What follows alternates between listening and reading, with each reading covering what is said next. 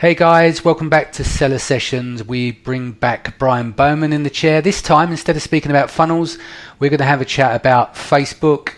We haven't covered it yet on Seller Sessions, so we're going to do this over like a mini-series, if you like. And today we're going to talk about campaign structure and best practices. But first, Bryan, what have you been up to? Give us a bit of a roundup over the last few weeks, what you've been up to.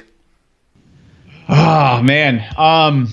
It's been busy, man. You know how it is. Always something going on, but very blessed, very thankful.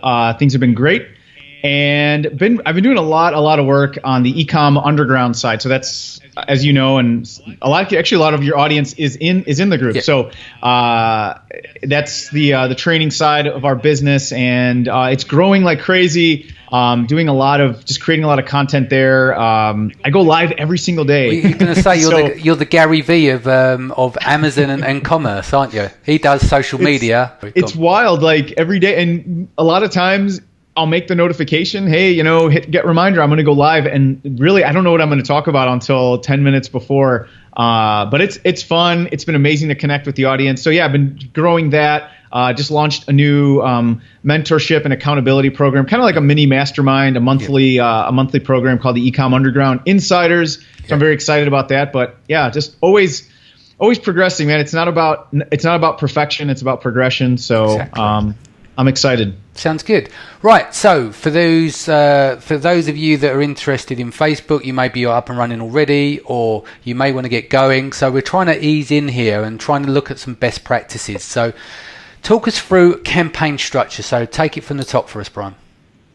Yeah, and I just want to point out, this is a great thing to start out with, because everyone really. So I'll just start with this first. So there's three ways that I divide up information, and whenever I'm looking at like my business or anyone else's business, is there's the principles in your business, there's the strategy, and there's the tactics.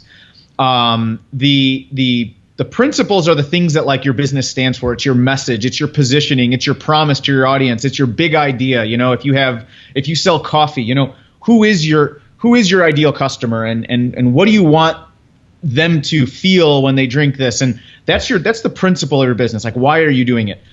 Once you got that figured out, now you have the strategy. So if you know that you're in the weight loss space, then there are certain platforms you want to be advertising on, and certain that probably won't work well. A lot of people know if you're advertising to women, then Pinterest is great. If you're advertising to almost anybody, Facebook is amazing. Then there's the tactical side, which is, should we be using this color button on our opt-in page? Or, hey, I heard someone that was using messenger bots, and messenger bots, they had funnels through their messenger bots. It's like the very precise little tactics. And I frame it that way because I think we all get very attracted to the tactics, because that's what gives the result, right? If you hear someone that had an amazing, hey, I changed the color from green to red on my button and I had a 50% spike in conversions, well, people want to go right to the tactics. Yeah. And on the tactical side, if you look at Facebook, let's say you've decided I'm going to run Facebook ads. Well, there's the tactical side, which is what was the image you used, or what was the headline? And that's very effective. But what I want to do today, and we had kind of talked about this, is take one step back to the strategy and the overall structure, the campaigns. Because if you get that right, the other stuff we can always change later on. But if we create good habits and we set that foundation, you're 85% ahead of most people. So it's really key, and it's what's going to allow you to have long-term success. So yeah, with that, let's kind of talk about, I guess, campaign structure. So let's walk through that. First stage, you're on Facebook. You decided, you've opened up the ad platform, you've signed everything up, you've got your bank details, etc. What is the next steps from there? You've got your theory, like you said, and you've got your strategy. How are we putting this into practice? Absolutely. So, and I'm going to cover a few things. Some of this stuff will be, I know we've got different range. We have kind of newbies, and we have maybe some experienced advertisers. So hopefully there's something for everyone in today's session. So the first thing is, for newbies, don't freak out by the word pixel. I know it's like, oh, I've heard of this thing. Pixel is just, it's a pixel. It's associated with your account, and it's a way to track who's coming to your landing page, whether it's a funnel or like an opt-in page, a sales page, your Shopify store, whatever it is. But the first thing we need to do with your fresh new pixel is we need to start training the pixel. All that means is we need to educate Facebook on who the ideal customer is. Who is the perfect person that should be that they should be targeting later on down the road. So the process of training that pixel, the number one mistake I see people make is, let's say, let's just stick with the coffee example. You sell these, I don't know, coffee cups. What most sellers will do is they'll create an ad and they will run a conversion campaign. So you have a choice when you have the way that the ads are or the campaigns are structured on Facebook. You have campaign. Underneath campaign, you have ad sets. Underneath ad sets, you have the actual ads. So if you can imagine like a tree. Yeah. At the campaign level, you have to choose an objective. You have to choose what are you optimizing for. And what most people will do, you can choose to optimize for conversions. And what they'll do is they'll optimize to see how many of these coffee cups they can sell. But the problem with that is straight out of the gate, your pixel is not trained. Like Facebook has no idea who the ideal customer is to send to show your ad to, who will ultimately convert. Does that make sense, Danny? Yeah. You got to give them some guidance. Yeah. You got to give them some guidance. So we're going to start training the pixel. The way we do that is we skip the conversion campaigns for now, and we go to a traffic campaign, or basically a click campaign. All we're trying to do is get people optimize for clicks. That's it. Get people to start clicking so that they start going to our coffee cup landing page where we're selling this. So that's the first thing. Campaign objective is for traffic. It always changes. Like at one point it was like website clicks. Now I think it's called traffic. It depends. And even everyone's dashboard. If you don't mind me stepping in here, I think a lot of people want to go to conversion straight away because that's the fastest and the cheapest way.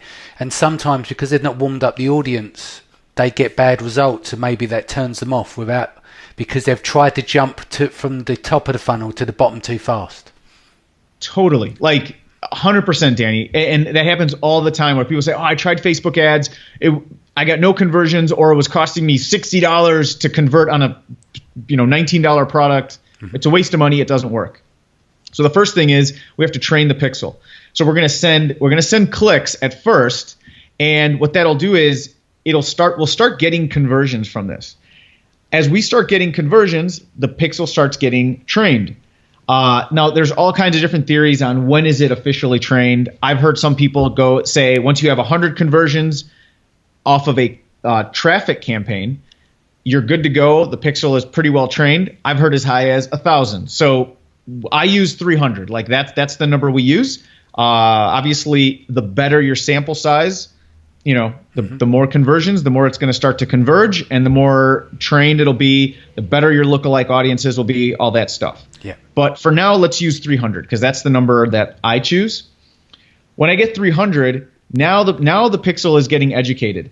Now we can switch over to a conversion campaign, and we literally will duplicate everything about the ad. It's been working, it's been converting, but now it becomes a conversion objective instead of a traffic objective. So to do that, we literally have to create a new campaign. You cannot change a campaign objective mid-run in terms of mid-campaigning. Yeah. And for the record, and we'll talk about this, do's and don'ts, you never want to change. After 24 hours, you never want to change anything about an ad set or an ad. The algorithm, Facebook's algorithm, is starting to optimize. As soon as you change something, it throws the entire optimization off and you're just starting over. So you always, whenever you're going to make a change, and again, this doesn't apply to campaign objective because you have to start a new campaign to change the objective. But can I ask a quick question there, if you don't mind? Of course.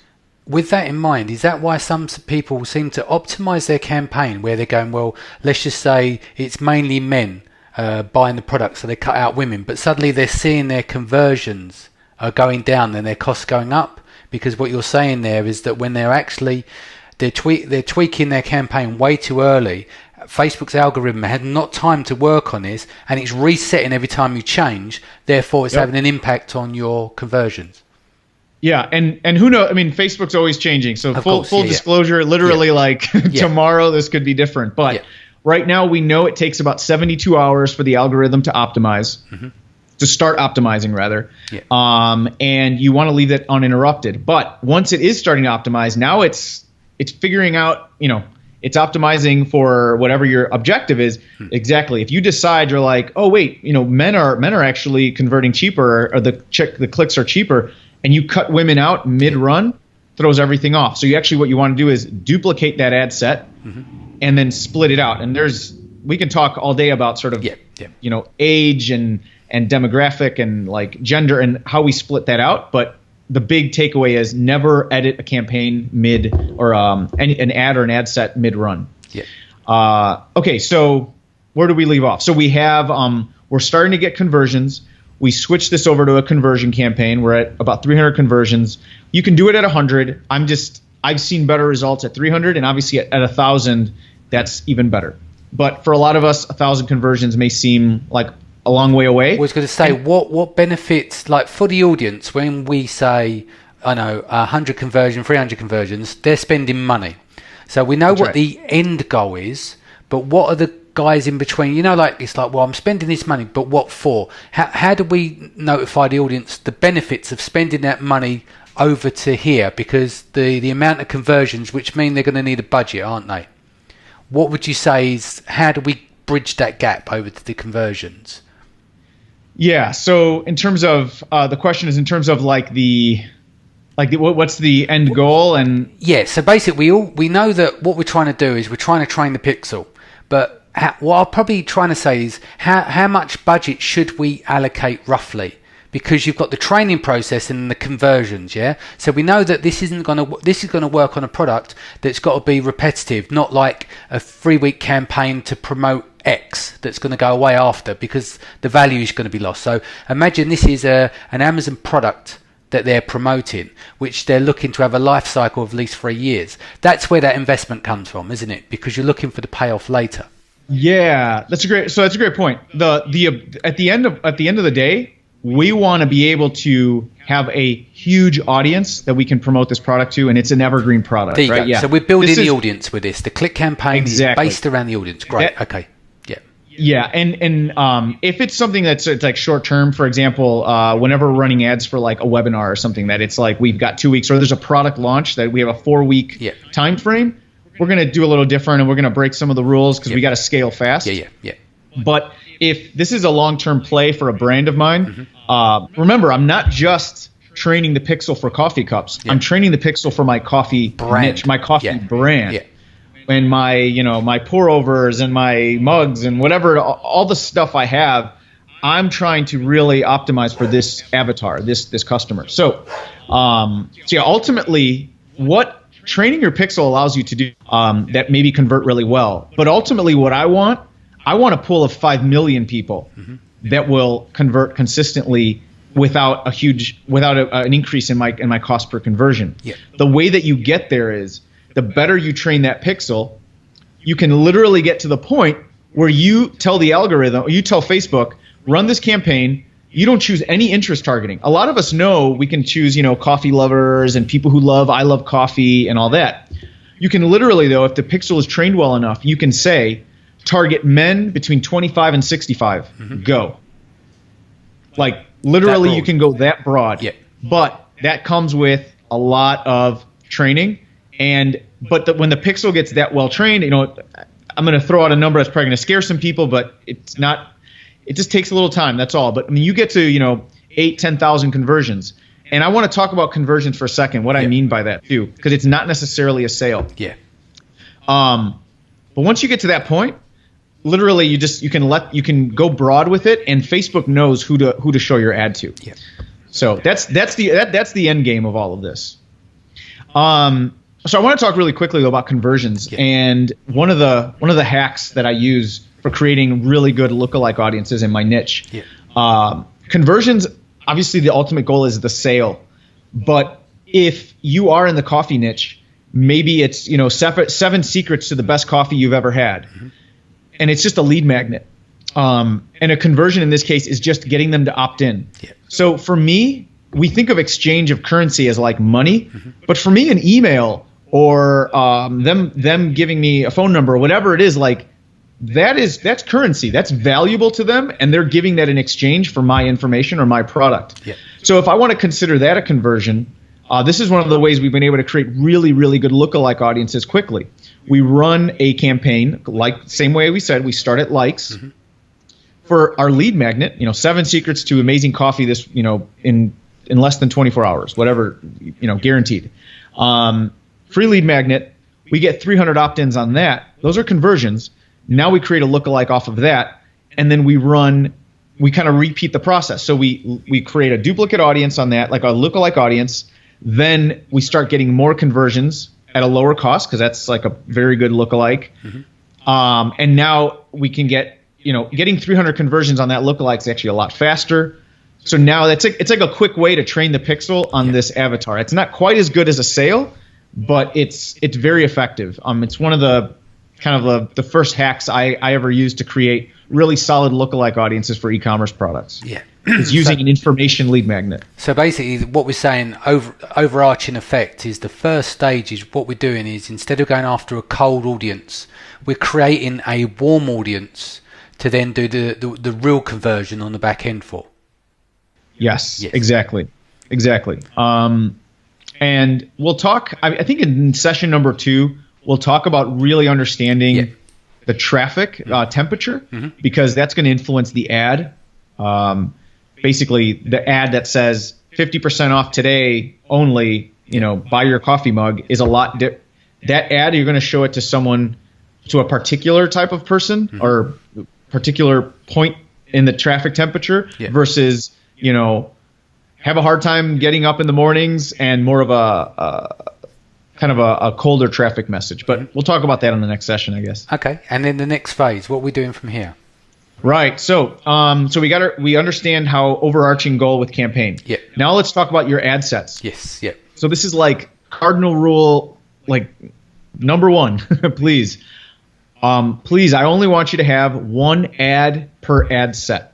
So I know you have the option to put multiple ads inside of an ad set, but when you do that, you're giving Facebook permission to spend your money how they want and to optimize how they want. And I want to control that part of the process. So if I have 2 ads, one ad has an image of a coffee cup, the other ad has an image of a person drinking coffee. I'm going to have an ad set. They're going to be identical in every way. And I know one question may be internal competition. I actually don't have any evidence of that at all. So I don't believe that we create internal competition in our ads with duplicate audiences. What, cannibalization, you mean? Like the internal competition? I know people say that, but and there's different schools of thought. Yeah. I have plenty of evidence that that's not the case. In fact, when I've put it into other campaigns, that's when I start creating the competition. But internally within a campaign, I've never had an issue. Yeah. I've created 6 copies of the exact same ad set and never had a problem. Right. But the point is, those 2 ad sets only have 1 ad each. One ad, the only difference is it has an image of a coffee cup. This one has an image of a man drinking coffee, let's say. Yeah. But I'm not going to put both of those ads into one ad set, because then it's going to start. Facebook will start splitting the impressions, and I don't want them to do that. I want to track that independently. So that's like the one big rule to make sure. Okay. In terms of budget, so I'm a huge proponent of micro budgets. You don't need to spend a lot to do Facebook ads. At first, I would love if you just spent no more than $10 a day per ad set. $5 is honestly, that's just fine. And what I would like to do is have 4 or 5 ad sets, $5 a day. And when we start getting metrics, we'll wait for about 500 to 1,000 impressions, and we're going to look at click-through rate. We're going to look at, let's see if they're converting. And the big thing I look at, though, is click-through rate. I'm looking for about a 2% click-through rate. If I can get 2%, I know I've got kind of a winner. And what I then do is I start analyzing that one ad set and that ad a little bit better, and I start trying to beat. That becomes the control, and I want to start beating the control. Yeah. Right? So I got 4 ads running, let's say, at $5 each. And let's say this guy right here, he's doing pretty well. He's got 2%, 2.1% click-through rate. He's beating these guys out. These now get shut off, and this ad set gets duplicated because something's working here, and now I'm going to start testing three other versions of that one ad set that was working, whether it's the gender, the demographic, the ages, maybe I start testing different images because I know the copy is doing well. Does that make sense, Danny? Yeah, totally. Yeah. Okay. Next step from there. So we're done with the ad sets. What about with the various different targeting options? Like we talk about desktop, and what are some of the best methods for that? Because obviously you split across multiple ad sets. How are you splitting out like by device? Exactly. So again, and if you notice, there's a common theme. Yeah. It's I want to control these levers myself, and that's what's going to allow me, because the reason we're able to use micro budgets is because we know every single little piece that's involved. Yeah. We know who's getting targeted. We know what the image is, the ad, and all this. So it allows us to tweak and make changes very easily. But if we throw everything into a pot, we say like, oh, target mobile, target desktop, target Instagram, and target and actually use these three ads also. It throws everything into one pot, and it becomes very difficult to start optimizing. So we always want to split out at the campaign level. Mm-hmm. I want to have a campaign that's only mobile. Yeah. I'm only showing everything in this campaign is only showing to mobile users. Mm-hmm. Everything in this one's only showing to desktop. And if you want to try Instagram, then separate Instagram as well. Yeah. But we never want to mix mobile and desktop together. Mm-hmm. Because it just, first of all, desktop is usually more expensive. Not saying that desktop doesn't work, but you'll find that even that simple shift of splitting that out will drastically reduce your cost per conversion, whether it's or your cost per click or whatever your objective is. What about things like Right Rail and what is it? Off the top of my head, I'm trying to think now. Like the network. Do you disengage things like that? Yep. Turn off audience network. Yeah, audience network. Yeah, always turn that off. It's a different reason to use that. Your audience probably won't need it for any reason. One of my other sort of secret, it's not secret, it's there, but nobody ever uses it. One of my little hacks that can have a drastic improvement on your conversion rate and your cost, essentially, is targeting people who are on Wi-Fi on mobile. And the psychology is like, if they see your ad and they're going through their feed and they're at the checkout line, and even if they're interested, they're like someone's behind them, they're about to check out, they turn their phone off. Someone's on Wi-Fi, chances are they're at home, they're in a coffee shop, they're stationary. Yeah. So they're more likely to sit down, type in an email or give you a credit card or whatever it is. Yeah. So that's one of my little tricks to target. And then there's some more advanced stuff in terms of targeting iOS users versus Android and things like that. But one that I would always check is enable during Wi-Fi that only show during to mobile users when they're using Wi-Fi. Mm-hmm. What's another little trick I can give you that's pretty good? Always uncheck like expanding interests. Yeah. I don't want to give Facebook permission to spend my money. Mm-hmm. I'll go ahead and do that myself and choose the targeting. It's kind of like with AMS ads. You have the option to expand beyond to other interests on Amazon. Yeah. Never do that. Yeah. So you want to control your money and where it goes. Exactly. And use Facebook for what it's good for, which is optimizing So let's talk more about, we'll talk about the front end of ads later, but in the next session. But let's talk about the micro budgets into scaling. What's the theory behind that?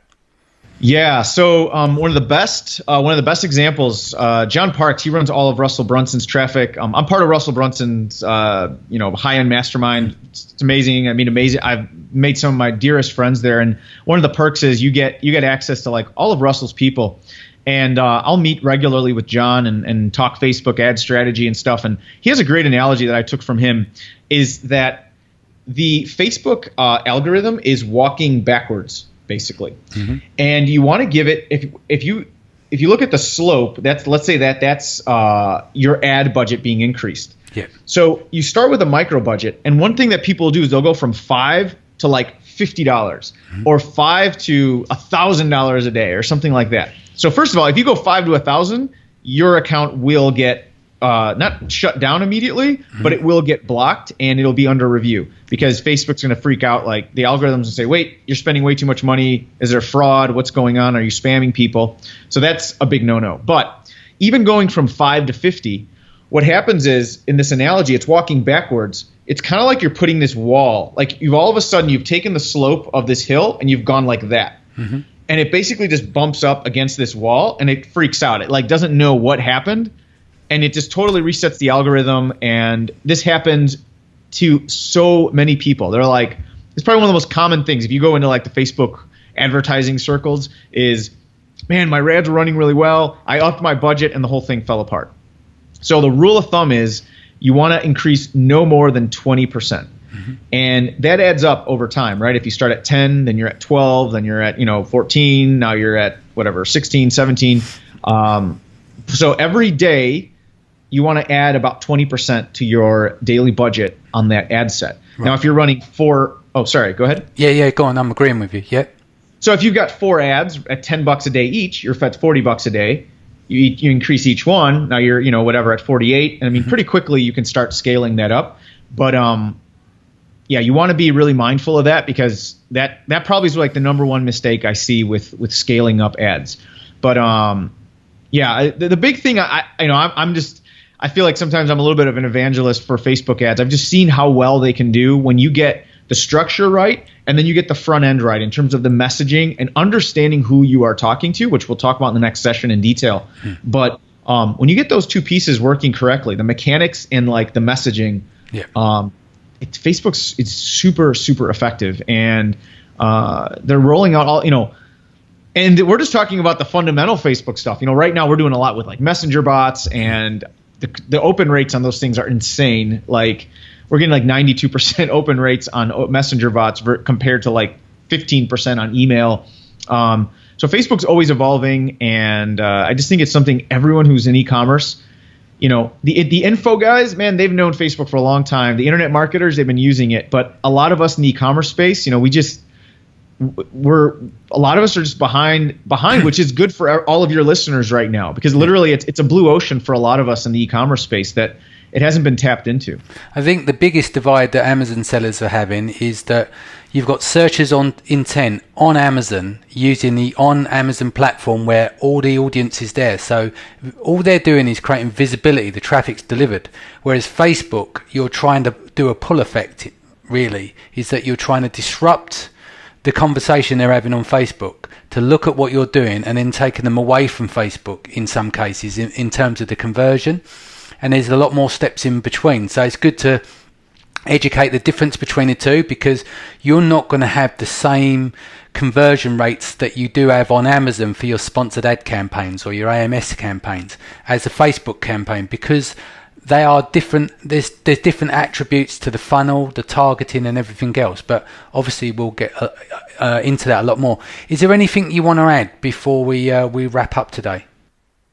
Oh man, like I keep talking about this because it's funny as you're mentioning that, then right away I start thinking retargeting and and dividing out congruency, like depending on what we sent, what information. If we're just doing pure content marketing, like what information we sent them to, and then circling back with retargeting, which is huge, right? Yeah. Retargeting campaigns, that's where you start making your money. Because your conversions are less, isn't they, in terms of cost? Yeah, like conversion cost goes down because what you and we call it a cost per pixel. So essentially, that first click, we're just paying for the cost it takes to pixel them, so that we know to retarget them later on. So what I'm saying by that is, let's say if we were running straight ad to offer or let's say ad to opt-in. We'll just go real basic. Let's say it's costing us $2 a click. That's like astronomical, right? Like, oh my gosh, and then you have a 10% conversion rate, you're going to end up spending, if you have to send $20, to get whatever, one person to click, right? Or one person to opt in. So it's like really expensive. But the point is, if you first pixel them with some content, you serve before you sell. Like this is like a huge thing. You always serve before you try to sell anything. Always giving first. Like Danny, you're a master at this. Like you're a giver. And if you can first give them something, content, whatever it is, that click is way lower. Yeah. And you're just paying for the cost per pixel. So let's say you pay 50 cents. What you'll find is when you retarget them, because they've already been here, now you run the exact same campaign. Before you were paying $2 per click, you'll find that you'll pay maybe $1.10 for that click because you had that 50-cent pixel first. See what I'm saying? So totally. You went from a $2 per click to a 50 cent plus $1.10, which equals $1.60 per click now.